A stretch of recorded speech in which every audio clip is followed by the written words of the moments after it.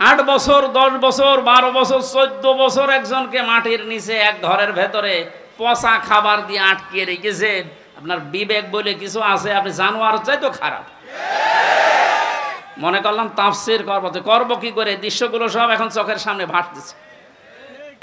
এই যে বিচারপতির নামে কলঙ্ক, মানব জাতি হিসাবে একদম কোলাঙ্গার। এই যে মানিক, বিচারপতির নাম নিলাম এই কারণে, নাম নিয়েও গুনাহ হবে, কারণ এ মানুষের পর্যায়ে পড়ে না। ইসলামকে এই দুনিয়া থেকে মিটানোর জন্য বিশেষ করে বাংলাদেশ থেকে যারা ভূমিকা পালন করেছে বেশি, তার ভেতরে এই অবৈধ বিচারপতি একজন। ওর কথাবার্তারা শুনলে শয়তান পর্যন্ত হাসে, বলে আল্লাহ তুমি আমারে শয়তান বানিয়েছো। এটা চোখে দেখোনি?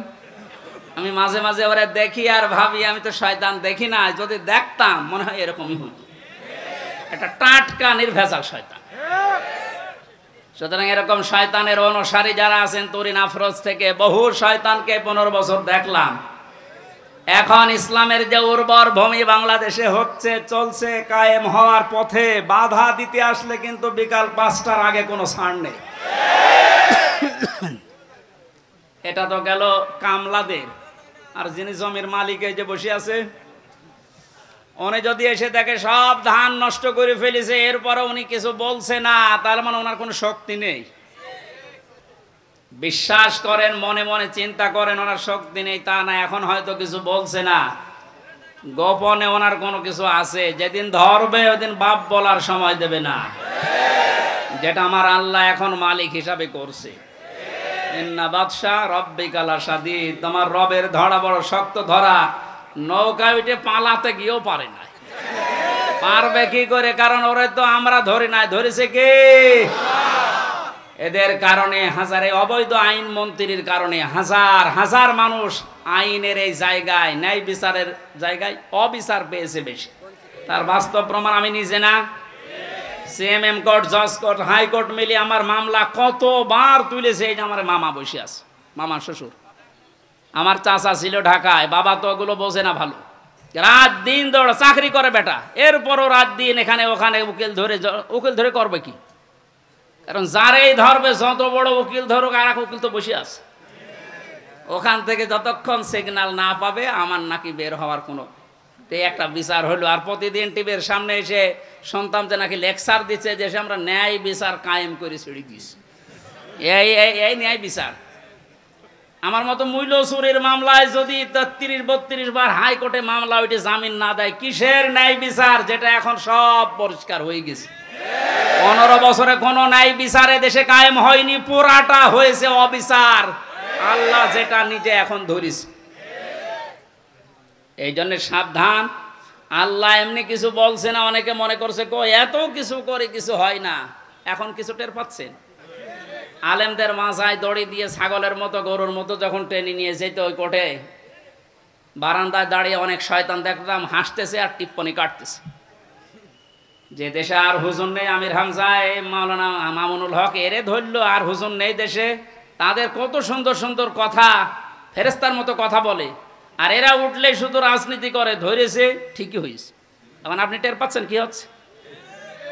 10 দিন আগে যে লোকটা আইন পোড়া চালাতো, সেই লোকটার পক্ষে একটা উকিল পর্যন্ত এখন দাঁড়াতে রাজি না। এইটাই আল্লাহর ধরা। এটা কার ধরা? এই জন্য জমিনের মালিক যিনি, উনি যদি ধরে, বাপ বলার কিন্তু সময় পাবেন না। ফাইনাল এখন শুরু হবে, মেরে ফেলা লাগলে মেরে ফেলবে। এখন আর সাহস কেউ করবে না, এখন আর সাহস করবে না। এই জন্য তো দাড়ি কেটে পালাচ্ছিল।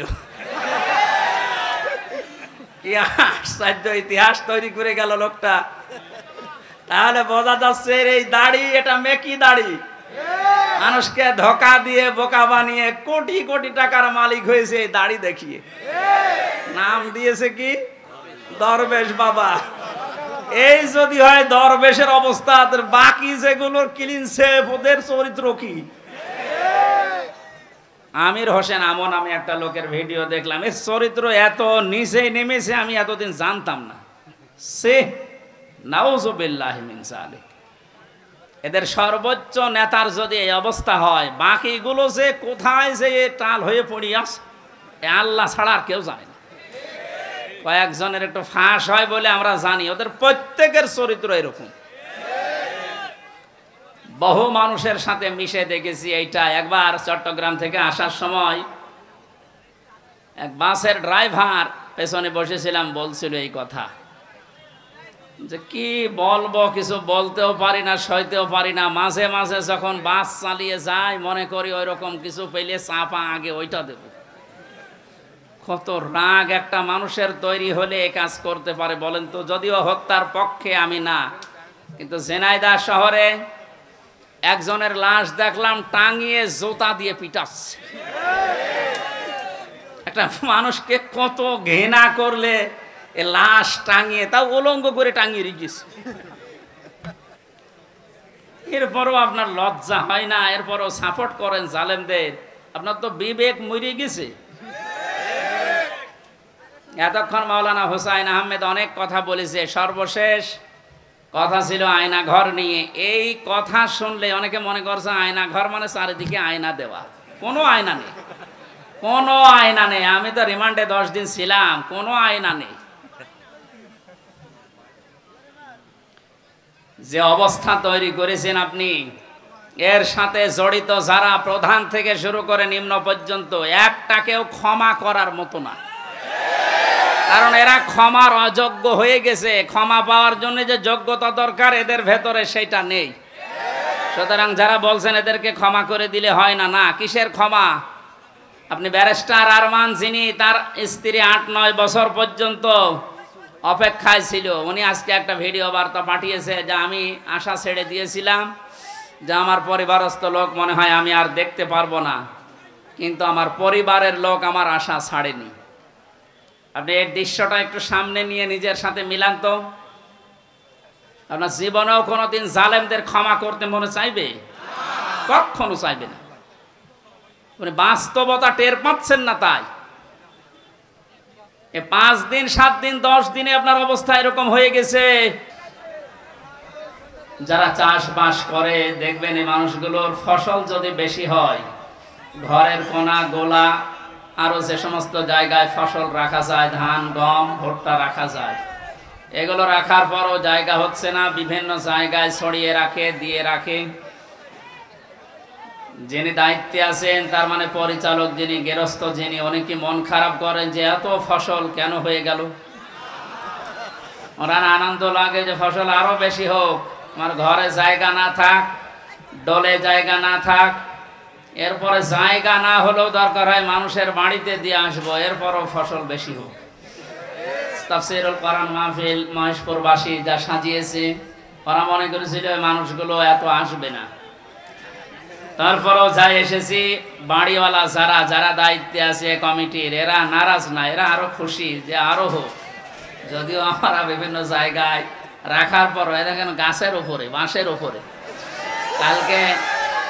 কালকে যেখানে ছিলাম এই বাগেরহাট, ওখানে ওরা 1-1.5 হাজার মানুষের আয়োজন করেছিল। লক্ষাধিক মানুষ হওয়ার কারণে মানুষের চাপে এই কারেন্টের তার খুলে জায়গায় একজন মারা গেছে। আজকে যেন এরকম আবার কোনো দুর্ঘটনা না ঘটে। তারপরেও এই বাড়িওয়ালার মতো, হ্যাঁ এইটাও কারেন্টের তার ভাই, খুব সাবধানে থাকবেন। যারা গাছে বাসে বিভিন্ন জায়গায় বসে আছেন খুব সাবধানে থাকেন। আমরা বেশি সময় না, ঘন্টাখানিক তাফসীরুল কোরআন মাহফিলে কথা বলবো ইনশাআল্লাহ। ওয়া মা তাওফীকি ইল্লা বিল্লাহ।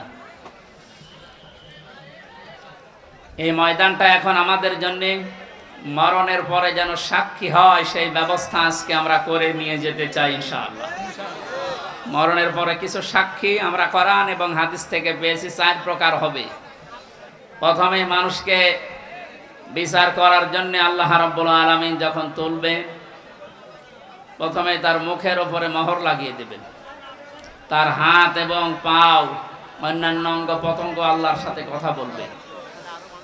সূরা ইয়াসিনের 65 নম্বর আয়াতে আল্লাহ জানিয়েছেন, আল ইয়াউমা নাখতিমু আলা আফওয়াহিহিম ওয়া তুকাল্লিমুনা আইদিহিম ওয়া তাশহাদু আরজুলুহুম বিমা কানু ইয়াকসিবুন। জোরে বলেন আল্লাহু আকবার। আল্লাহ পাক বলেন, আজকের এই দিনে তোমার মুখ আমি সেলাই করে দিলাম, মুখে মোহর লাগিয়ে দিলাম, তোমার হাত এবং পা অন্যাঙ্গ পতঙ্গগুলো আমি আল্লাহর কাছে তোমার বিরুদ্ধে পক্ষে সাক্ষী দেবে। এই জন্য এই সাক্ষীটা আমরা যেন ঠিক রাখি। আমাদের হাত, আমাদের পা, অঙ্গ প্রত্যঙ্গ যেন কিয়ামতে ময়দানে মহাশারে আমাদের বিরুদ্ধে চলে না যায়। এমন এমন কাজে হাত দিয়ে করা দরকার, এমন এমন কাজে পা দিয়ে করা দরকার, কিয়ামতে যেন এটা আমার পক্ষে দাঁড়িয়ে সাক্ষী দিয়ে আমাকে জান্নাত পর্যন্ত পৌঁছিয়ে দেয়। এই যে আইদিহিম, তোমাদের হাত, এই হাত মানে শুধু এই হাত না, তাফসীরের ভাষায় এসেছে হাত মানে ক্ষমতার হাত। এই 17 বছর ক্ষমতার হাত যারা অন্যায়ভাবে ব্যবহার করলেন বিভিন্ন চেয়ারে বসে, আপনি বলেন তো কি স্বভাব দেবেন কিয়ামতে আপনার এই হাত দিয়ে? আপনার মুখ তো থাকবে বন্ধ, কথা বলতে পারবেন না, আপনার এই হাত আপনার বিপক্ষে চলে যাবে। এই জন্য আপনার জন্য আমাদের আফসোস হচ্ছে, আপনি এই 17 বছর জুলুম করার কারণে শুধু নিজের ক্ষতি করেননি, নিজের শরীর পর্যন্ত ক্ষতিগ্রস্ত করবেন, আপনার হাতও আপনার বিপক্ষে যাবে। প্রভাব প্রতিপত্তির হাত আছে। এলাকায় অনেকের ক্ষমতা ছিল না, কিন্তু প্রভাব প্রতিপত্তি ছিল। টাকা পয়সা, জমি জায়গা, অর্থ সম্পদের মালিক হওয়ার কারণে এগুলো জুলুমের পক্ষে কাজে লাগিয়ে মাসলুমকে আরো যেন জুলুম করা যায় সেভাবে ব্যবহার করেছিলেন। নিজের সাথে আপনি মিলান। তাফসীর মাহফিলে এসেছেন, অন্তত কিছু নিয়ে যান। আপনার মনের পরিবর্তন যদি কোরআন ঘটাতে না পারে, যেহেতু কিয়ামত পর্যন্ত হেদায়েতের বাণী নিয়ে আর কোনো কিতাব আল্লাহ পাঠাবেন না, সুতরাং এর কথা শুনে আপনাকে হেদায়েত পাওয়া লাগবে। আল্লাহ যেন আপনাকে পরিবর্তন হওয়ার তৌফিক দান করেন, আমিন। এরপরে যে সমস্ত হাতের কথা আছে, এমনকি শরীরের এই হাতও এর ভেতরে আছে। এই হাত দিয়ে আমরা এমন কোনো কাজ এখন থেকে মরণ পর্যন্ত আর না করি যেন আমার বিপক্ষে গিয়ে আমাকে আবার জাহান্নামে নিয়ে যায়। 2 নম্বরে ওয়ারজুলুহুম বিমা কানু ইয়াকসিবুন দিয়েছেন। আল্লাহ রাব্বুল আলামিন পায়ের কথা জানিয়েছেন। পা দিয়ে মানুষ শক্তিশালী কাজগুলো করে বেশি আমরা দেখি। এই পৃথিবীতে ইসলাম ধ্বংস করার জন্য, ইসলামকে উৎখাত করার জন্য এক শ্রেণীর মানুষ এখনো বিভিন্ন লাইনে শক্তি খাটিয়ে যাচ্ছে। এজন্য আমাদের পা, আমাদের হাত আমরা পক্ষে রাখি, আল্লাহর পক্ষে, কোরআনের পক্ষে, মানবতার পক্ষে। আল্লাহ তুমি তৌফিক দিও, আমিন। 2 নম্বরে সাক্ষী হয়ে দাঁড়াবে আপনার এই 2 কাঁধের উপরে যারা আছে এরা। আল্লাহ পাক জানিয়েছেন কিরামান কাতিবিন ইয়ালামুনা মা তাফআলুন। সম্মানিত 2 জন লেখক তোমাদের সাথে আমি আল্লাহ দিয়েছি, এরা সব সময় তোমাদের ভালো মন্দ লিখতে আছে। সুতরাং এই সাক্ষীটা আরো কঠিন। এই যে 2টা সাক্ষী 24 ঘন্টা আমাদের কাঁধের উপরে বসে লিখতেছে। আমার তো আফসোস হচ্ছে এই 15 বছরে অনেকের অনেক কিছু লেখা হয়েছে, কিন্তু প্রকাশ হয়নি, তাই ধরা পড়েনি। টাকলা মোরাদের নাম শুনেছি আমরা। এই লোকের মাত্র 6 মিনিট 8 সেকেন্ডের একটা অডিও কল রেকর্ড ফাঁস হওয়ার কারণে তার সব চলে গেছে। এরকম বহু কল রেকর্ড ফাঁস হওয়ার অপেক্ষায় এখন সামনে আছে। ভাতের হোটেলের মালিক হারুনের মাত্র কয়েক সেকেন্ড, সব হারিয়েছে। আমরা হাসির জন্য বলছি না, আমাদের এখানে হাজারো মানুষ যারা অনেকের এরকম রেকর্ড আছে, যেন ফাঁস না হয়। এই সমস্ত দুর্বৃত্তদের থেকে শিক্ষা নেওয়া দরকার। আমাদের জীবনেও বহু রেকর্ড আছে, ওর 6 মিনিট 8 সেকেন্ড ফাঁস হয়ে যদি সব হারায়, কিয়ামতের ময়দানে এই যে 2 জন বসে আছে এরা কিন্তু সব ফাঁস করবে। না জানি আমাদের আবার সব হারিয়ে যায় কিনা। 3 নম্বরের সাক্ষীর কথা আমি পেয়েছি। এই যে জমিনে বসে আছে, এই জমিনটা কিয়ামতে সাক্ষী দেবে, মহেশপুরের এই জমিন। আখরাজাতিল আরদু আসকালাহা। আল্লাহ পাক বলেন মাটির ভেতরে যা আছে সব সেকাল, সবগুলো বোঝা জমিন সেদিন বের করে দেবে। সুতরাং এখানে বসে আছি, এই জায়গাটুকু যেন কিয়ামতে আমার পক্ষে দাঁড়ায়, বলে না আমিন। এরপরের সাক্ষী হচ্ছে আল্লাহ আমার আমল নামা, যেটা আজকের তেলাওয়াতকৃত আয়াত দিয়ে আমরা যেটা আরম্ভ করব ইনশাআল্লাহ। সূরা বনী ইসরাইলের 14-15 নম্বর আয়াতে আল্লাহ জানিয়েছেন ইকরা কিতাবাকা কাফা বিনাফসিকা আল-ইয়াওমা আলাইকা হাসিবা। না, একটু কথা বন্ধ করেন, আপনার গোনা হয়ে যাচ্ছে। মনে করছেন আমার কষ্ট হচ্ছে, আমার গোনা হবে না, আপনার গোনা হচ্ছে। ভাই, কোরআনের আলোচনা আরম্ভ হলে আল্লাহর ঘোষণা হচ্ছে চুপ থাকা লাগবে, শোনা লাগবে। পরিবেশ এখন এরা কি করবে? আর জায়গা নেই, এই জন্য যেখানে দাঁড়িয়ে আছেন, বসে আছেন, শুয়ে আছেন, থাকেন, তো কথা শোনেন। আবার বলছি চুপ করেন, কথা বলা যাবে না ভাই। মোবাইলে রেকর্ড হচ্ছে, ওটা কালকে আপনি ইন্টারনেট থেকে নামিয়ে নেবেন, দেখতে পারবেন। আর পরে যারা দেখতে পাননি, আমি এখানে বসে থাকবো, দেখে তারপর বাড়ি যাবে। কি বলবো আর বলেন, এই কথা কানে আসলে আমি হারিয়ে ফেলবো। কথা বন্ধ করেন। এমনিতে 3 বছর জেলে থাকার কারণে অনেক কিছু হারিয়ে গেছে, অনেক কিছু আমি হারিয়ে ফেলেছি। কারণ আগে যা মুখস্থ করতাম 10 মিনিটে, এখন 10 দিনেও হচ্ছে না। কারণ ওরা এমন এমন খাবার খাওয়ায়, ওগুলো খেলে মানুষের ভেতরে কলকব্জ সব নষ্ট হয়ে যায়। আমি অনেক কিছু হারিয়েছি, আর হারাতে চাই না। আপনারা একটু আমাকে সুযোগ করে দিন কোরআনের কথাগুলো বলার। কথা বলবেন না, যাই করেন কথা বলবেন না, ইশারায় করবেন। আমল নামাটা হাতে দিয়ে আল্লাহ পাক বলবেন পড়ো। লোকটা পড়তে থাকবে, আল্লাহ জানিয়ে দেবেন এইটাই তোমার হিসাবের জন্য যথেষ্ট, আর কিচ্ছু লাগবে না। জান্নাতে যাবে না জাহান্নামে যাবে, এই আমল নামাটা যেটা ফেরেশতা লিখেছিল এইটাই বলে দেবে। আল্লাহর বান্দা এটা হাতে নিয়ে পড়া আরম্ভ করবে। কয়েক লাইন পড়ার পরে দেখবে না, এইটা তো জনগণের সামনে পড়া যায় না, লাইনটা বাদ দিয়ে পরের লাইনে চলে যাবে। হাজার হাজার সিসি ক্যামেরা নিয়ে দাঁড়িয়ে আছে ফেরেশতারা। আমি জেলখানায় থাকতে বিশেষ করে আমার আর মামুনুল হক হাফিজাহুল্লাহ, এই 2 জনের ব্যাপারে আলাদা কড়াকড়ি দিয়ে ওরা ক্যামেরা লাগিয়ে দিয়েছিল, যেন কেউ কথা বললে ওইটা ওরা অফিস থেকে দেখতে পারে যে কি কথা বলছে। অথচ আমাদের যে মামলা, আমার তো ছেড়ে রাখার দরকার ছিল জেলখানার ভেতরে। এই ঠনক মামলা দিয়ে এত কঠিন কঠিন অবস্থায় নিয়ে গেছে, মানুষ এমনি টেনশনেই হাফ হয়ে যাওয়ার কথা।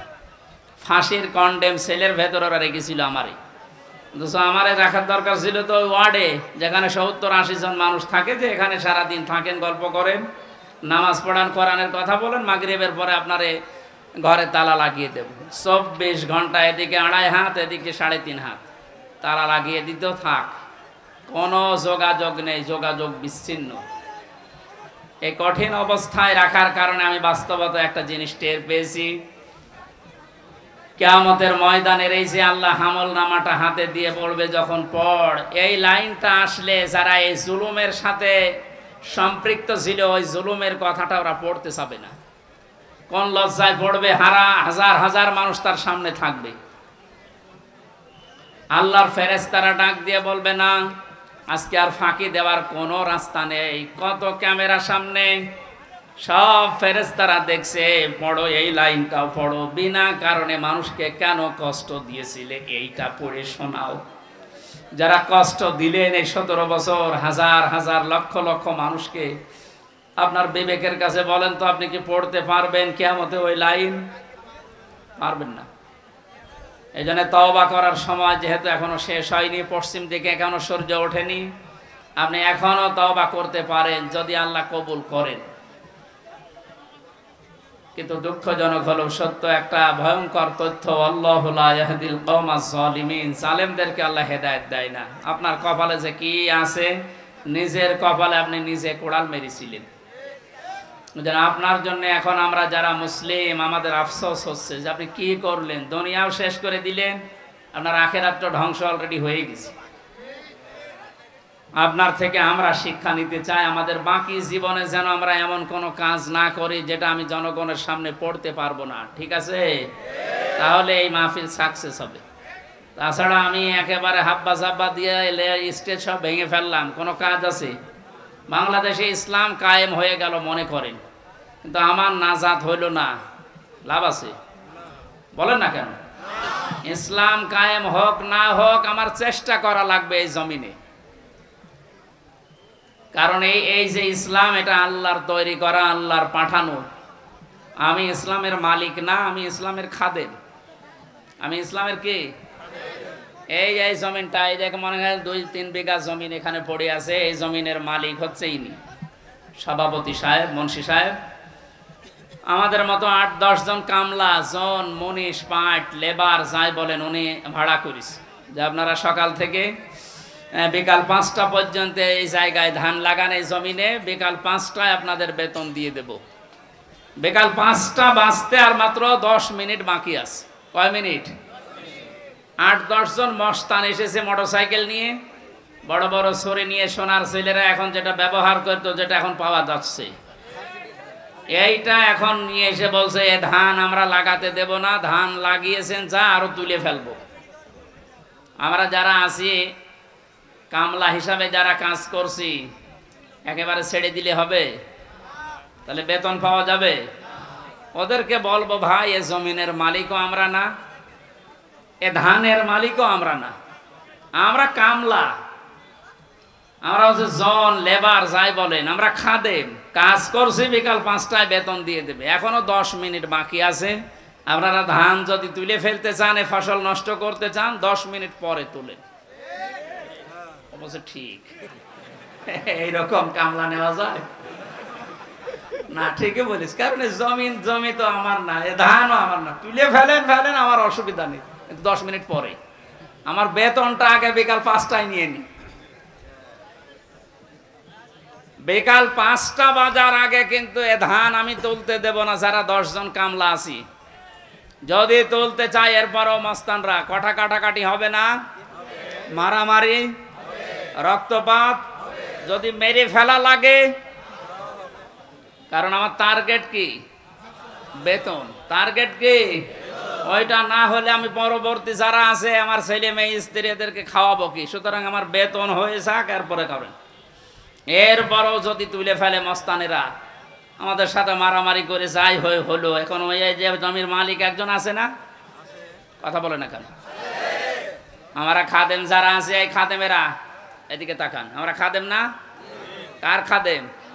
কোরআনের খাদেম। কিসের খাদেম? এই খাদেমদেরকে বলছে শুধু এটা, এই 10,000 20,000 মানুষ আমার সামনে, তা না, এটা রেকর্ড হচ্ছে, সারা বাংলাদেশ সহ বিশ্বের লক্ষ কোটি মুসলমানেরা শুনছে। 175 কোটি মুসলমানকে খাদেম যারা, কোরআনের আল্লাহর দাস যারা, আমরা আল্লাহর গোলাম যারা, তাদেরকে বলছি জমিনে ইসলাম কায়েম করতেই হবে। এটা ফরজ না, চেষ্টা করি যাওয়া ফরজ। হলে ভালো, না হলো আমার অসুবিধা নেই, আমার বেতন আছে বিকাল 5টায়, জান্নাত। এক কথা বলেন না কেন? কিন্তু বিকাল 5টা বাজার আগে, তার মানে জীবনের শেষ দিন, অবুদ রব্বাকা হাত্তা ইয়াতিয়াকাল ইয়াকিন, সূরা হিজরের 99 নম্বর আয়াত।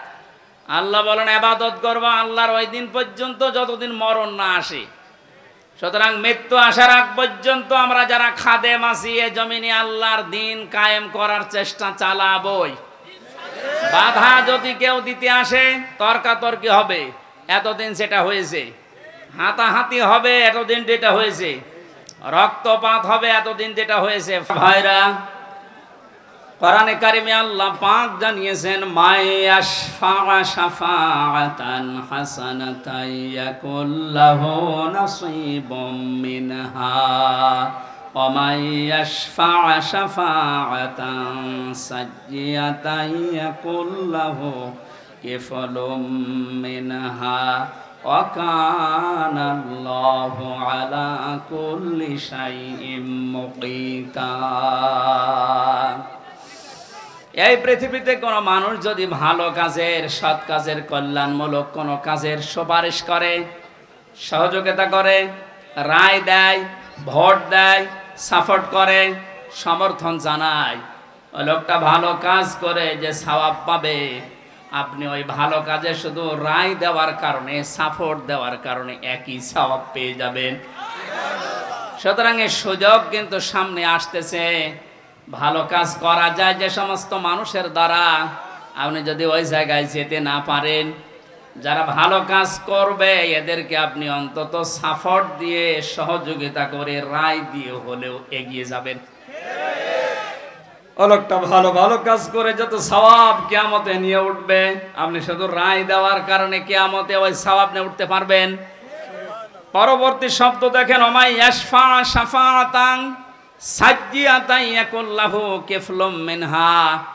কোন মানুষ যদি অন্যায় কোনো কাজ করে আর ওই কাজে যদি কেউ সাপোর্ট দেয়, রায় দেয়, ভোট দেয়, সমর্থন জানায়, খুশি হয়, ওই লোকটা অন্যায় করার কারণে যা পেয়েছে আপনি শুধু খুশি হওয়ার কারণেই তাই পাবেন। এত জুলুম নির্যাতন দেখার পরও যদি কোনো মানুষ জালেমের পক্ষে রায় দেয়, ওই জালেম কিয়ামতে যেভাবে উঠবে আপনাকে আল্লাহ ওইভাবেই তুলবে। যেন আপনাকে আমি বাঁচাতে চাই, আপনি তো অত বড় জালেম না, এজন্য আপনাকে আমি বাঁচাতে চাই। কোন জালেমের পক্ষে থাকবেন না। নবীজি বলেন, তোমার ভাই জালেম হোক আর মজলুম হোক তাকে সাহায্য করো। সাহাবী বলেন, হে নবী, আমার ভাই যদি মজলুম হয় তাকে তো সাহায্য করা যায়, কিন্তু জালেম হলে তাকে সাহায্য করব কিভাবে? নবীজি বললেন, তোমার ভাই যদি জালেম হয় তাকে তোমার দায়িত্ব এই জুলুম থেকে ফিরিয়ে রাখা, এইটাই তাকে সাহায্য। সুতরাং জীবন দিয়ে যে মানুষগুলো জালেমের কবল থেকে আমাদেরকে মুক্তভাবে এই দেশে বিচরণ করার সুযোগ দিয়ে গেল, এই মানুষগুলো কিয়ামতের দিন যেন শহীদ এই শব্দ নিয়ে উঠতে পারে, বলেন আমিন। ময়দানে মাহশারে আমলনামাটা, কিতাবটা যখন আপনার হাতে আল্লাহ তুলে দেবে, বলবে তুমি নিজেই যথেষ্ট, জান্নাতে যাবে না জাহান্নামে যাবে। আমি আমার ঈমান থেকে কথা বলছি, কারো দিকে না তাকিয়ে এবার নিজের দিকে আয়াতের সাথে মিলিয়ে বলেন তো, এখনই যদি মারা যান আর এই বইটা যদি আপনার সামনে তুলে ধরে বলে, বল হামজা তুই এইটা পড়ে যা, জান্নাতে যাবি না জাহান্নামে যাবি? কাবা শরীফ যখন তাওয়াফ করে মানুষ, আমি 16 সালে গিয়েছিলাম, গত বছরও গিয়েছি, বাস্তবতায় যেটা দেখলাম, ষষ্ঠ চক্করে মানুষ একটা দোয়া পড়ে আল্লাহর কাছে, আল্লাহুম্মা ইন্না আলাইয়া হুকুকান ফীমা বাইনি ওয়া বাইনিকা। কাবার সামনে নিয়ে বলে, রব্বুল আলামিন তুমি আমার মালিক, আমি তোমার গোলাম, তোমার ভেতরে আমার ভেতরে বহু দেনা পাওনা আছে, আমি বান্দা হিসাবে, দাস হিসাবে, গোলাম হিসাবে যা যা পাবো তুমি সেই বীর্য থেকে শুরু করে হামজা বানিয়ে সব দিয়ে দিয়েছো।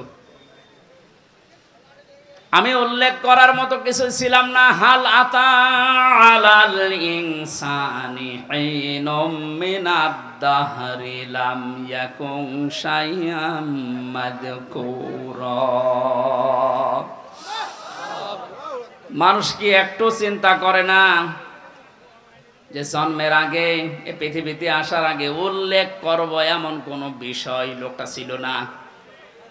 আজকে সভাপতির নামের নিচে দেখলাম লেখা বিশিষ্ট ব্যবসায়ী আলহাজ নুরুজ্জামান মুন্সি, কত সুন্দর নাম দিয়ে পেছনে ডিগ্রি লাগিয়ে দিয়েছে, উনি এই কাজ করি খায়।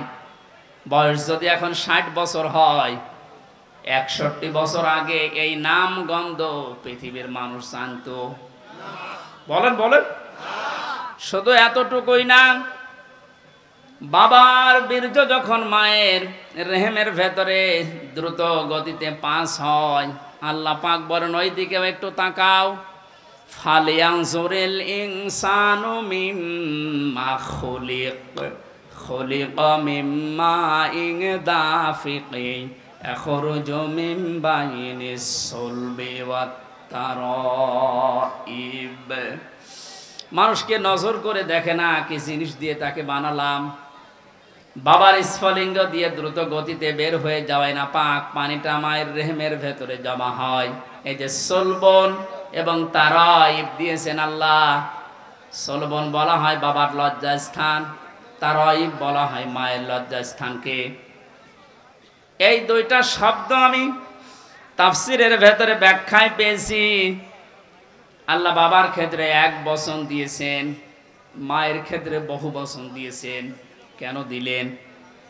তাফসিরে তাবারি মুফাসসিরে আয়াতের এই সলবন আর তারাইবের ব্যাখ্যা করতে গিয়ে লিখেছেন, পৃথিবীতে মানুষকে নিয়ে আসতে বাবার চাইতে মায়ের কমপক্ষে 3 গুণ কষ্ট বেশি হয়। এই যে এখানে যত পুরুষ মানুষ আছি আমরা, সর্বোচ্চ 45 ইউনিট কষ্ট যদি আমাদের শরীরের ভেতরে কেউ এনে দেয়, আমি সঙ্গে সঙ্গে মারা যাব, আর সহ্য করতে পারবো না। বিজ্ঞান জানিয়েছে পৃথিবীতে হামজাকে দুনিয়ায় আনতে তার মায়ের কমপক্ষে 57 ইউনিট কষ্ট সহ্য করা লেগেছে। 45 আসলে আমরা মারা যাব, অথচ উনি সহ্য করেছিলেন 57 ইউনিট। প্রতিটি জিনিস পরিমাপ করার একটা যন্ত্র আছে, কষ্ট মাপ দেওয়ার জন্য একটা যন্ত্র আছে, এটা ইউনিট দিয়ে মাপা লাগে। এই যে এই প্যান্ডেলটা যদি আপনাকে আমি মাপ দিতে বলি, দাড়ি পাল্লায় তুলে দেবেন কি দিয়ে? ফিতা লাগবে, গজ লাগবে, টেপ বলেন, এটা দিয়ে মাপতে দিলে আপনি মাপতে পারবেন এটা কয় গজ। পৃথিবীতে প্রতিটি জিনিস মাপার আলাদা আলাদা যন্ত্র আছে না নেই? কষ্ট মাপার জন্য 45 থেকে 57 আপনি হিসাব করেন। এতগুলো কষ্ট সহ্য করার পরেও শুধু শেষ করেননি। সূরা হাক্কাত 15, 16, 17, 18 এই আয়াতগুলোর তাফসিরে পেয়েছি, হামালাতুহু উম্মুহু কুরহা ওয়া ওয়াদাআতুহু কুরহা ওয়া হামলুহু ওয়া ফিসালুহু 30 শাহরা ইলা আখিরি আয়াত। আল্লাহ পাক বলেন, তোর মা তোকে কষ্টের পরে কষ্ট সহ্য করে পেটে বহন করেছে, শুধু এতটুকুই শেষ করেনি, ডেলিভারির যে কষ্টটা এটাও সহ্য করেছে, এতটুকুও শেষ করেনি, 2 থেকে 2.5 বছর পর্যন্ত বুকের দুধ খাওয়িয়েছে।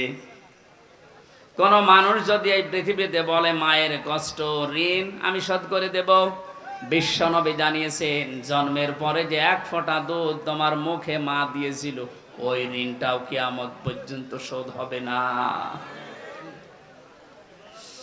মায়ের এই কষ্টের কথা শোনার পরে যে মানুষগুলোর ভেতরে আবেগ আপ্লুত হয়ে মায়ের কথা মনে হচ্ছে যে এই কষ্ট সহ্য করেছে আমার মা, অবশ্যই তাদের উচিত হবে আল্লাহর ইবাদতের পরে মা বাবার দিকে খেয়াল করা, তাদের খেদমত করা।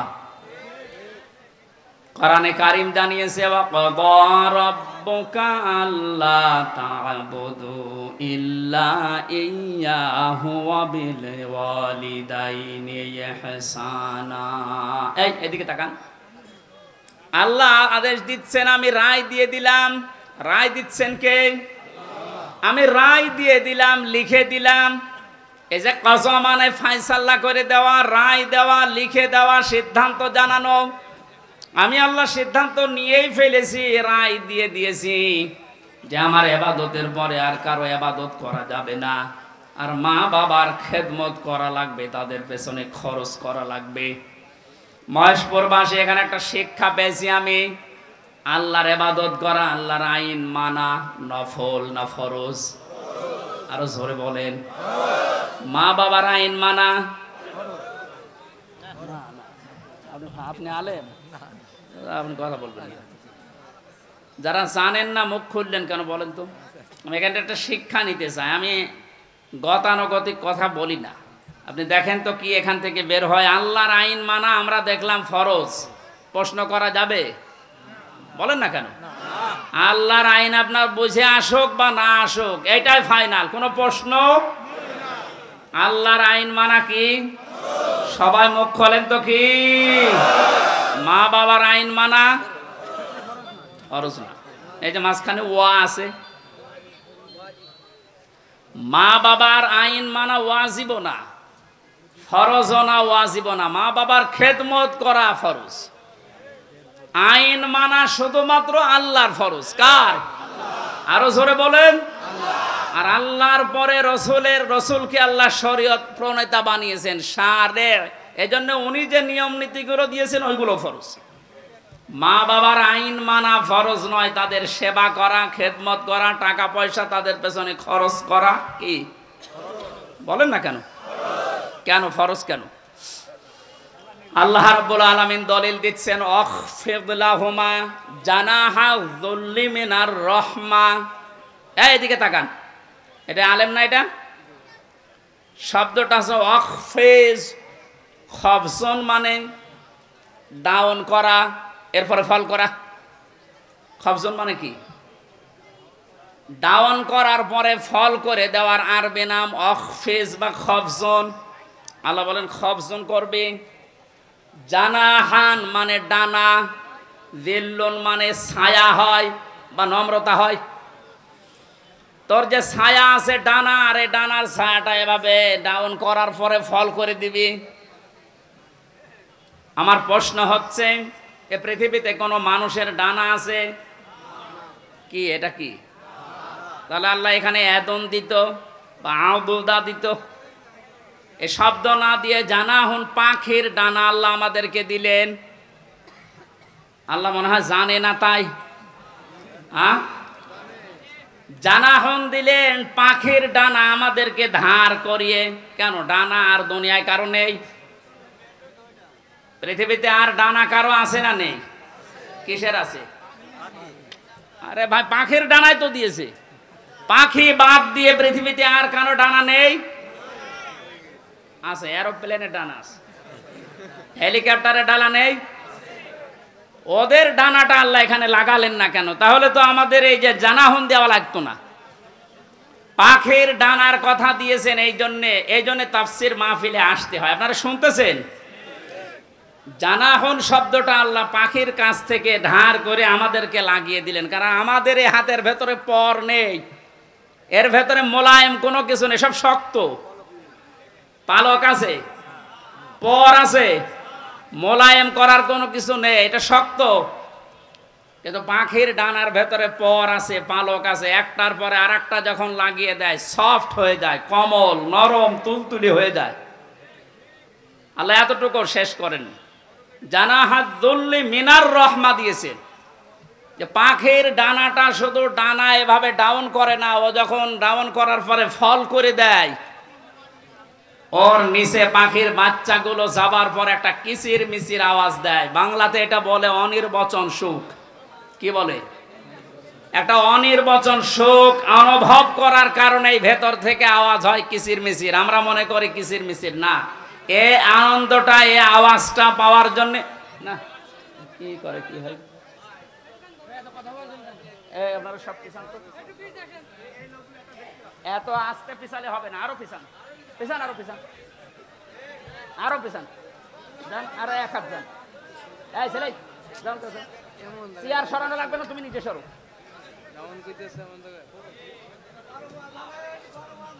কথা বোঝার কোনো ই নেই। তাফসীরুল কোরআন মাহফিলে এই যে আমি এই আর কি করছি, কথা বোঝার চেষ্টা করেন ভাই। আল্লাহ রাব্বুল আলামিন পাখির ডানাটা এই জন্যই দিয়েছেন মানুষকে বোঝাতে, এই পৃথিবীর বান্দা বান্দিরা, তোমার মার বাবা যখন শেষ বয়সে চলে যাবে, তারা যেন তোমার এই পাখির ডানার মতো হাতের যে ছায়া, এর নিচে পড়ার পরে যেন একটা আনন্দ অনুভব করে, যে আমার হামজা থাকতে অন্তত আমার আর কোনো চিন্তা নেই। মহেশপুরবাসী কত আলেম এখানে বসে আছে, হাজারো মানুষ আমরা, বলেন তো আমাদের মা আর বাবা এখন শেষ বয়সে এসে এইটা বলার মতো স্কোপ পাচ্ছে না? পাচ্ছে না। আল্লাহ রাব্বুল আলামিন মায়ের কথা 3 বার দেওয়ার জন্য তারা এই বহুবচন দিলেন, আর বাবার কথা 1 বার দিয়েছেন। আমি যেটা পর্যন্ত এটা নিয়ে এসেছিলাম, নেই থেকে শুরু করে এ পর্যন্ত যিনি নিয়ে আসলেন, কারো সাহায্য যার লাগেনি। মার বাবার এই যে স্ফলিঙ্গ দিয়ে নাপাক পানিটা দিয়ে তাফসিরে পড়েছি, আল্লাহ 8টা জিনিস বানিয়েছিলেন: রক্ত, গোশত, চর্বি আর চামড়া, চুল, রগ, হাড় আর পর্দা। 4 8টা জিনিস যখন মায়ের রেহেমের ভেতরে এক হয়ে যায়, আল্লাহ পাক তখন ফেরেশতাদেরকে বলে, আমি আল্লাহ আমার রব নামের কারণে 5টা জিনিস একে দান করব। ওয়াজআলা লাকুমুস সামআ ওয়াল আবসারা ওয়াল আফইদা ইলা আখিরিল আয়া।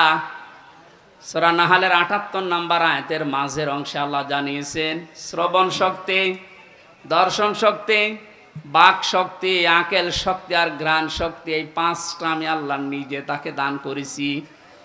একটাও যদি কম দিতাম, দুনিয়ায় আসতো ওই লোকটা কিন্তু অপূর্ণাঙ্গ হয়ে। এখানে অনেকাংশ মানুষ আমরা সব পূর্ণাঙ্গ মানুষ, কয়েকজন হয়তো আছে বিকলাঙ্গ, অন্ধ, ন্যাংড়া, কিন্তু হাজারো মানুষ আমরা সব পূর্ণাঙ্গ মানুষ। আল্লাহ নিজের পক্ষ থেকে একটাও যদি কম দিত তো কি অবস্থা হয়তো সারা জীবন, আপনি ভাবেন। আল্লাহ পাক এই জন্যই জানিয়েছেন, হে পৃথিবীর মানুষেরা,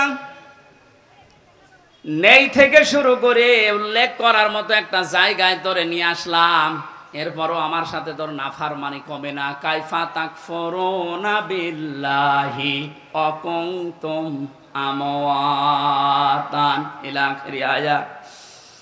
বালাগাত মান্তিক যারা পড়ায় বা জানে, কাইফা শব্দটা 11টা বিষয়ের আগে আল্লাহ ব্যবহার করেন।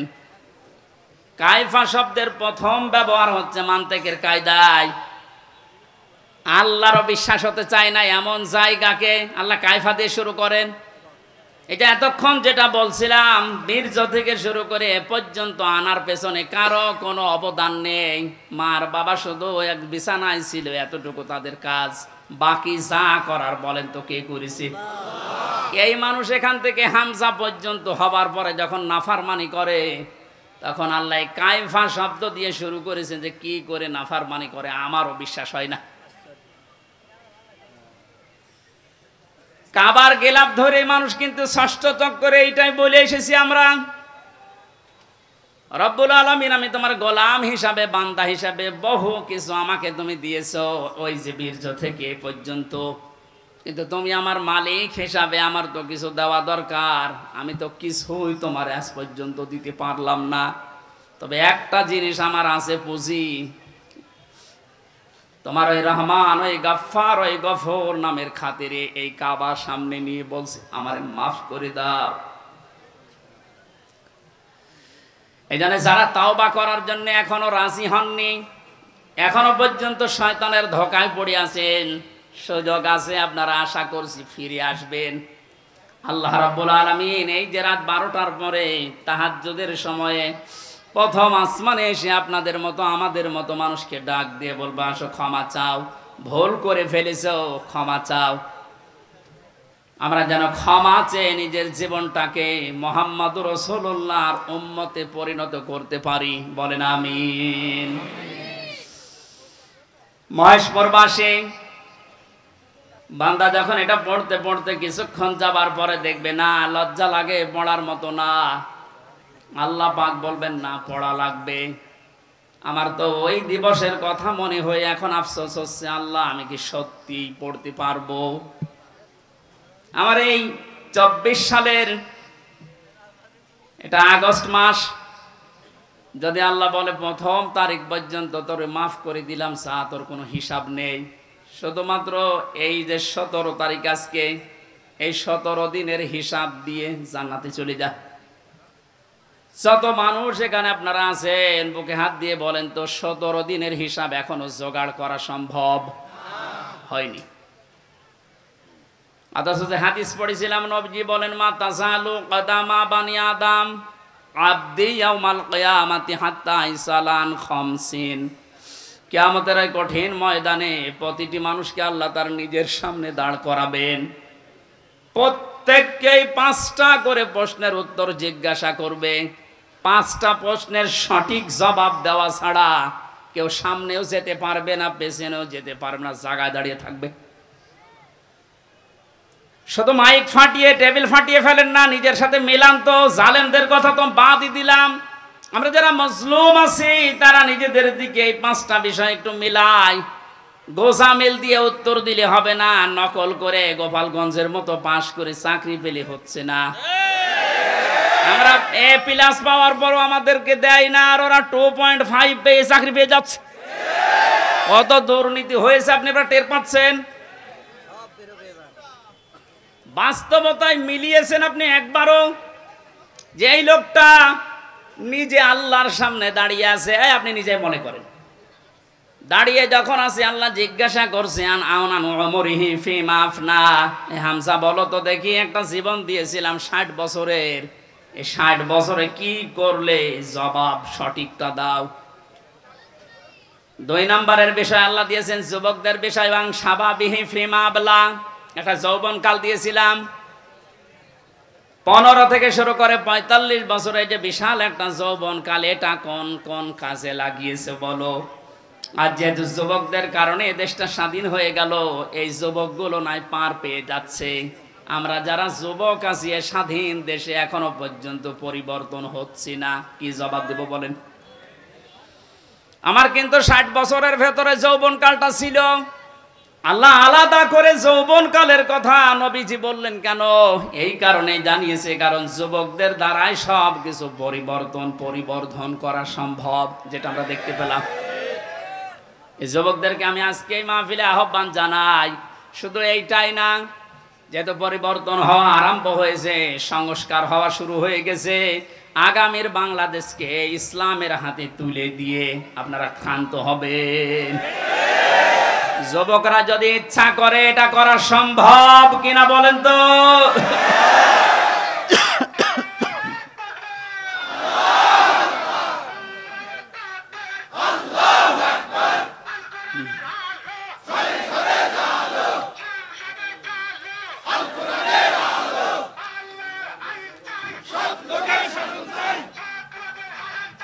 আল্লাহর আইন চাই।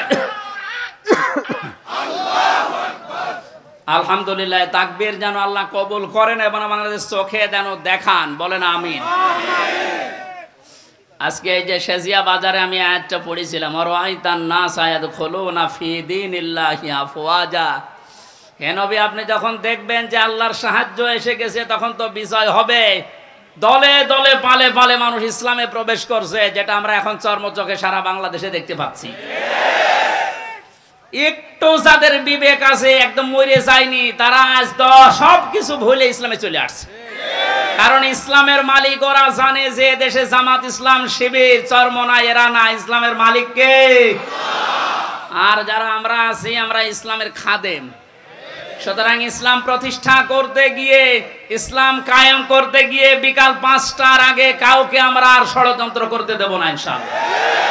বিকাল 5টা পর্যন্ত জমিটা একটু দেখে শুনে রাখতে পারলে উনি যেমন বেতন দেবে, আল্লাহ আমাদেরকে জমিনে কাজ করার জন্য বেতন দিতে পারে না? ওই বেতন পাওয়ার আশায় আছে। কিয়ামতের ভয়াবহতার কথা আজকের তেলাওয়াতকৃত আয়াতগুলোতে ছিল। যেহেতু আমরা বলেছিলাম 1 ঘন্টা, এই জন্য খুব তাড়াতাড়ি করছি, সামারাইজ করছি। আল্লাহ রাব্বুল আলামিন সূরা হাক্কাত 52টা আয়াত দিয়েছেন। কিয়ামতের যে ভয়াবহ দৃশ্য, এগুলো আল্লাহ তুলে ধরেছেন প্রথম থেকে। পুরাটা তাফসীর করতে গেলে অনেক সময় লাগবে। সামনে আরো 2টা মাহফিলে এলাকায় আছে, আমরা ওখানে ধারাবাহিকভাবে বলবো ইনশাআল্লাহ। আজকে খুব কম সময় নিচ্ছি। হাক্কাতের 19 থেকে শুরু করে যতটুকু পারা যায়।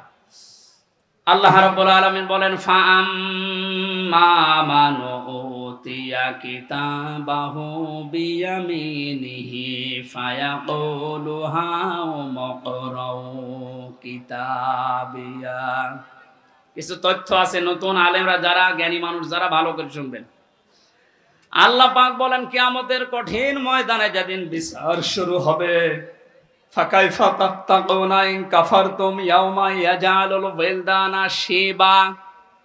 এত কঠিন ভয়ঙ্কর সালসালা অবস্থা তৈরি করব, যুবক মানুষ বুড়ো হয়ে যাবে। ও বাংলার মুসলমানেরা, 8টা বছর যে লোকটা আয়না ঘরে ছিল, আজকে দেখতে পেলাম।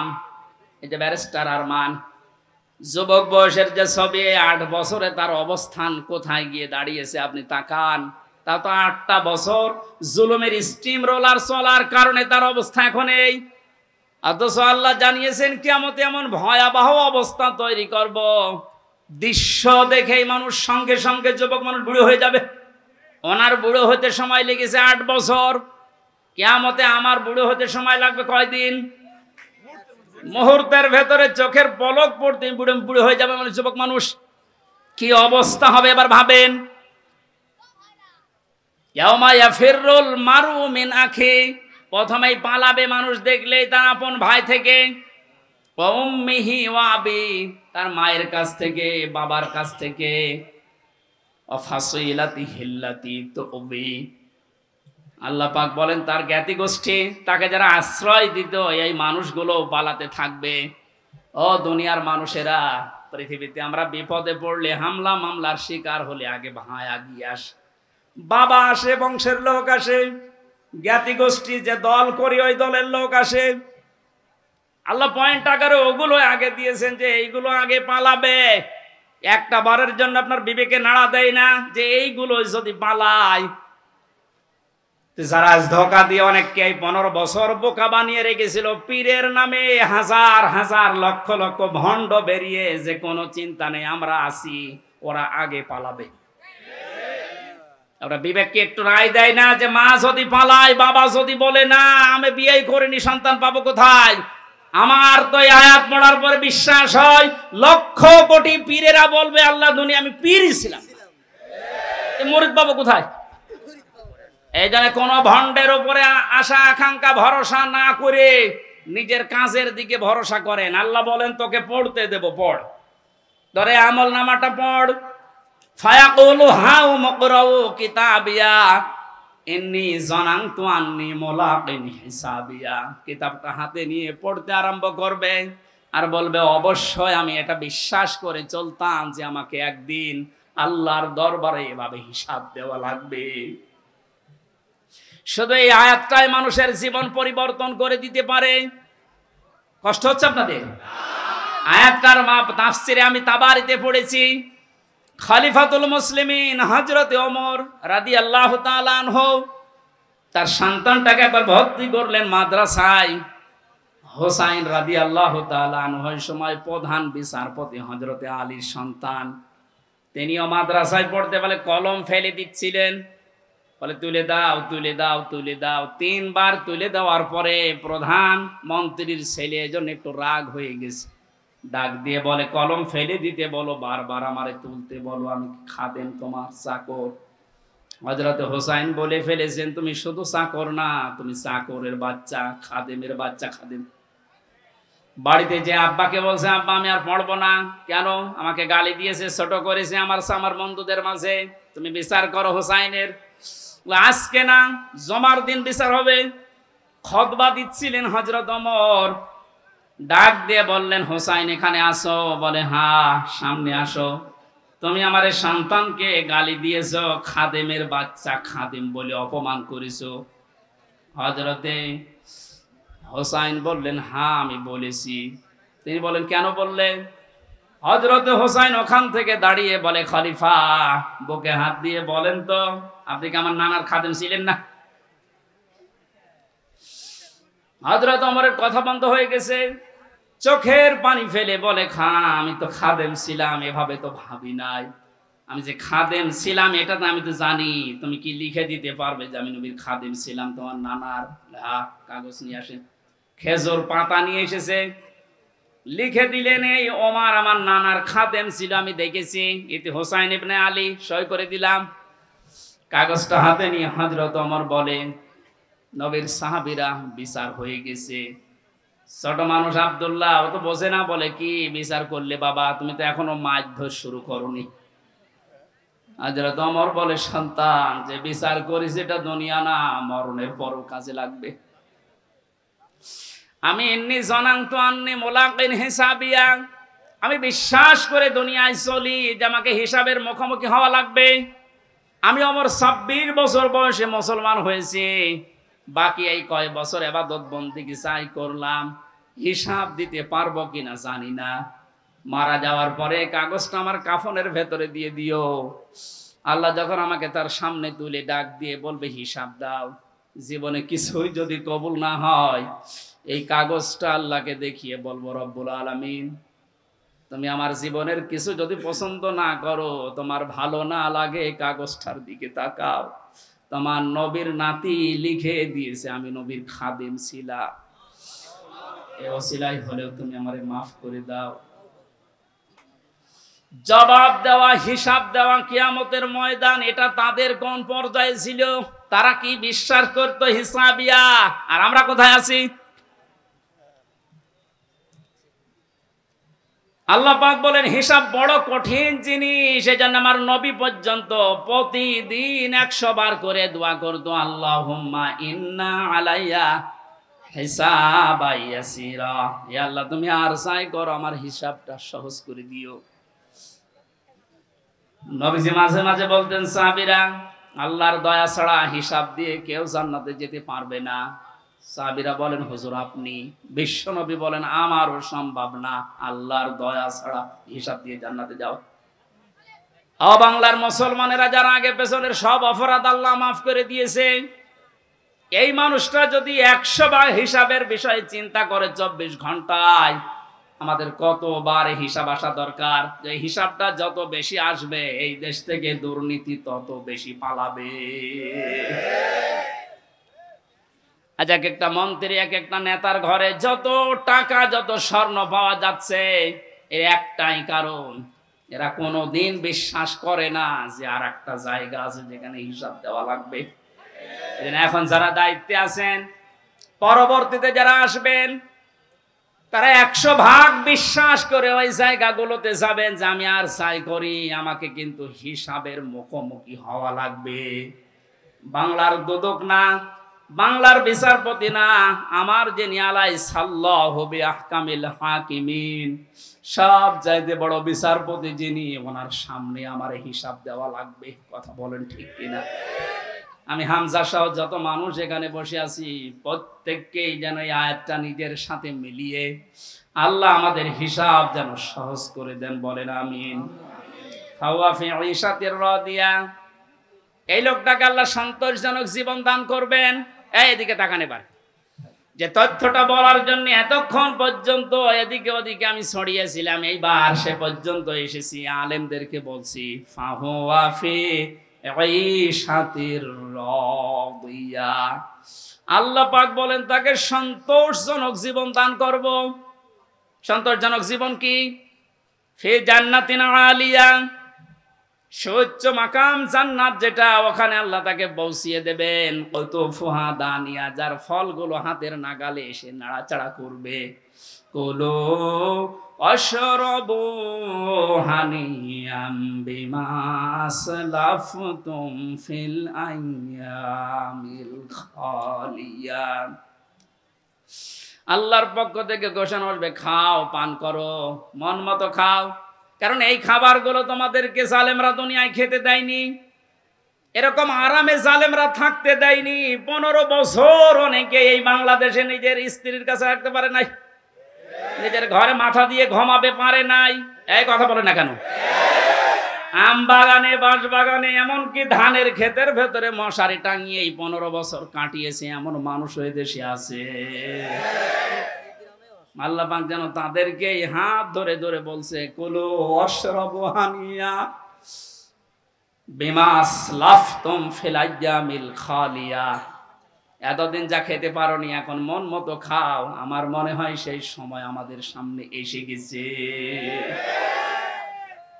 আল্লাহ যেন আমাদের আয়াতটা জীবনের সাথে মিলিয়ে দেন। বলেন আমিন।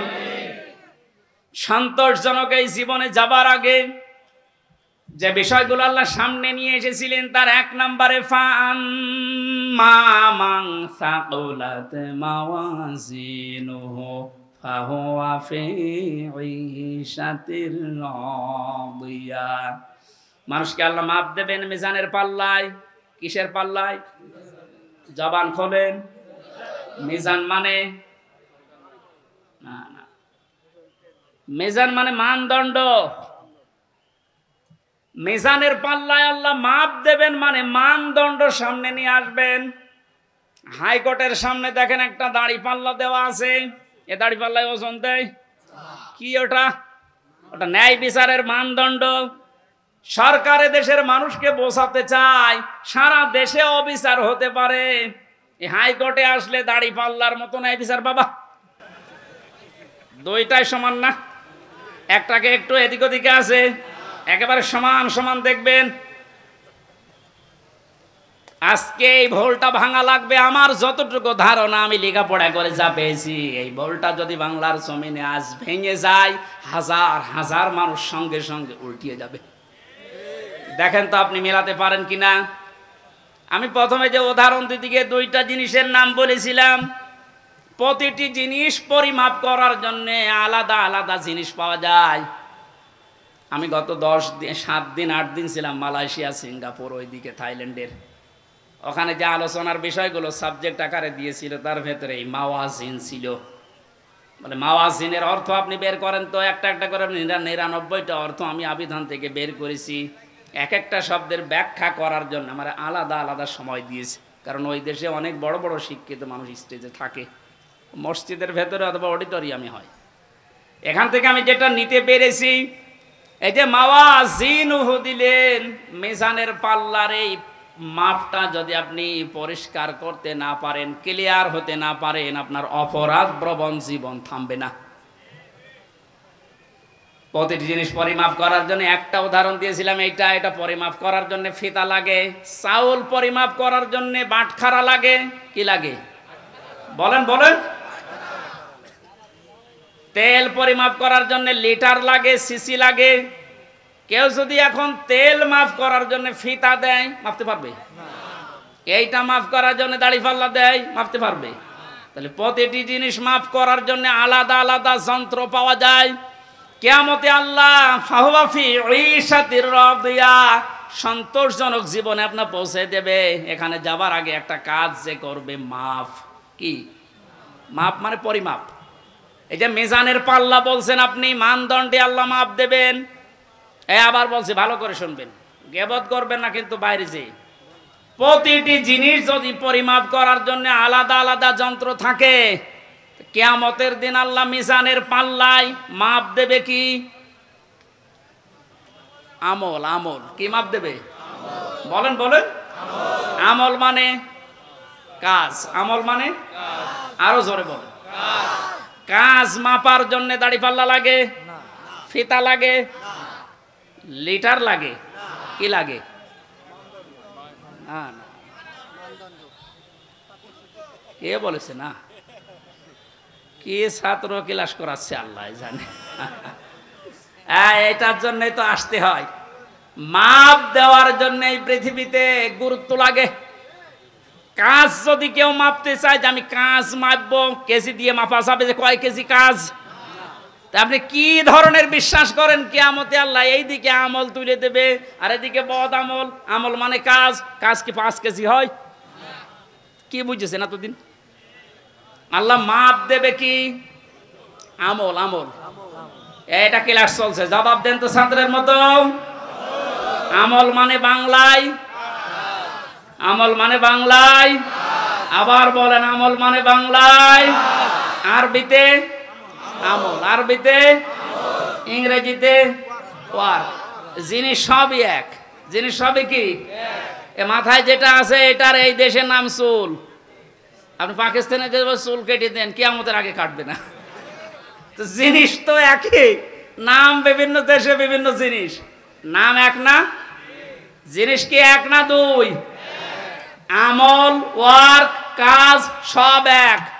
সাধারণ জ্ঞানে আমরা বুঝলাম যেটা মাপ করার জন্য দাড়ি পাল্লা, এই সিসি, লিটার, কেজি লাগে না। এটা মাপতে হলে গুরুত্ব লাগে। কাজ মাপতে হয় গুরুত্বের ভিত্তিতে। কিসের?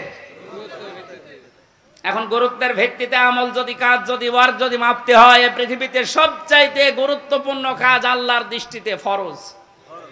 বলেন না কেন? এরপরে ওয়াজিব, এরপরে সুন্নাত, এরপরে নফল, এরপরে মুস্তাহাব, এরপরে মুবাহ। এ সিরিয়াল আকারে ধরেন। আপনি সারা জীবন মুবাহ, সুন্নাত, মুস্তাহাব হাজার হাজার করেছেন, নফল, কিন্তু ফরজ ওয়াজিব করেননি। আপনার গুরুত্ব থাকবে কাজের? বলেন। এই স্টেজের গুরুত্ব কি? এই যে সামিয়ানা আর এই খুঁটি, এই দুইটা আসল জিনিস। এর ভেতরে আরো অনেক অন্য জিনিসও আছে, না দিলেও অসুবিধা নেই। এই যে লাইট যদি না দেন, স্টেজ থাকবে না? এই টেবিলটা না দিলে থাকবে না? এটা না দিলে বিউটিফাই হবে না। কিন্তু স্টেজ তো মানুষ বলবে যে সামিয়ানা আছে, খুঁটি আছে। আপনার জীবনে ফরজ কাজ 500। কয়টা? আপনি কোরআন পড়েন, 500 শরীয়তের বিধান পাবেন।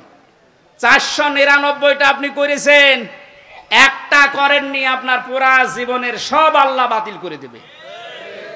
এই যে বাতিল যে করে দেবে, কোথায় পেলেন বলেন? আমি বেশি সময় নিয়ে ফেলছি, আর 5-7 মিনিট থাকবেন না? এই যে নামাজ আমরা যারা এশার নামাজ পড়লাম, এশার নামাজের ভেতরে ফরজ ছিল 13টা, 12টা আদায় করেছে কেউ, একটা আদায় করে নাই, ওর নামাজে সওয়াব হবে 5টা। কি? 0 শূন্য, কিচ্ছু হবে না। এটা যেমন সহজে বুঝেছেন, কোরআনে কারিমে আল্লাহ 500 আয়াত শরীয়তের বিধান ফরজ এটা দিয়েছেন, 499টা মেনেছেন, একটা মানেননি, আপনার জীবনে সওয়াব হবে 0 শূন্য, কাজের কোনো গুরুত্ব নেই। কিয়ামতে আল্লাহ যখন মাপবে একেবারে 0 হয়ে যাবে, এই পাল্লাটা ভারী হয়ে যাবে। আমি আশা করি বোঝাতে পেরেছি। এই জন্য জীবনে ফরজ যেন না বাদ যায়। কথা বুঝেছেন? নামাজ পড়া যেমন ফরজ, রোজা রাখা ফরজ, হজ করা ফরজ, সম্পদ থাকলে যাকাত দেওয়া ফরজ, দিন কায়েম করার চেষ্টা করা কি এইটাকে কেউ যদি রাজনীতি দুনিয়ার কাজ মনে করে এড়িয়ে যায়, কিয়ামতে ওকে যখন আল্লাহ মাপ দেবে, কাজের গুরুত্বের ভিত্তিতে কিচ্ছু পাওয়া যাচ্ছে না। 12টা ফরজ আদায় করে একটা আদায় না করলে যেমন 0 হয়, কোনো সওয়াব হয় না।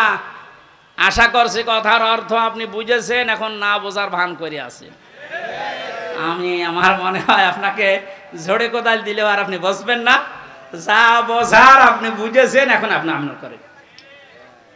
এই পর্যন্ত আমরা যা পড়েছিলাম 25 নম্বর আয়াত সূরা হাক্কাতের, 26 থেকে আলোচনা হবে সামান্তা মাদ্রাসায়। কয় তারিখে যেন ওইটা? যাদবপুর বাজারে কলেজ ময়দানে, ওখানে 26 আয়াত থেকে শুরু করব। এই প্রচন্ড গরমে আর মানুষের চাপ আমি শেষ করে দিলাম। বারাকাল্লাহু লানা ওয়া লাকুম ফিল কোরআনিল আযীম, আল্লাহুম্মা আমিন। আমার ওই যে লিখিত বই আছে, গাড়িতে যাওয়ার সময় নিজে নিয়ে যাবেন, বাড়িতে লোকজনকে পড়তে বলবেন। রব্বানা যালামনা আনফুসানা ওয়া ইল্লাম তাগফির লানা ওয়া তারহামনা লানাকুনান্না মিনাল খাসিরিন। রব্বুল আলামিন কোরআনের পাখি বিশ্বনন্দিত মুফাসসির আল্লামা শহীদ দেলাওয়ার হোসাইন সাইদি এবং যে যুবকেরা বাংলাদেশ স্বাধীন করার জন্য জীবন দিয়ে গেল, এই মানুষগুলোর জন্য আজকের তাফসীর মাহফিলে হাজার হাজার লক্ষ মানুষেরা জড়ো হয়েছে। কোরআন থেকে আমল নেওয়ার বিষয়ে যে কথাগুলো বলেছি, তুমি আমল করার তৌফিক আমাদের দাও। কাজ যেন আমরা ইখলাসের সাথে ভালো কাজে আঞ্জাম দিতে পারি, সেই পরিবেশ তৈরি করে দাও। এতদিন পর্যন্ত জালেমের জুলুমের শিকার হয়ে যে মানুষগুলো মজলুম অবস্থায় ছিল, আল্লাহ তুমি তাদেরকে প্রতিদান দিও, তাদেরকে ইখলাসের কারণে, ধৈর্যের কারণে মেহেরবানি করে তুমি দান করো। মাহফিলের আয়োজন করতে গিয়ে তোমার যে যুবক বান্দারা শ্রম দিয়েছে, যারা টাকা পয়সা দিয়েছে, আল্লাহ এদের টাকাগুলো ওসমানের সাথে কবুল করো।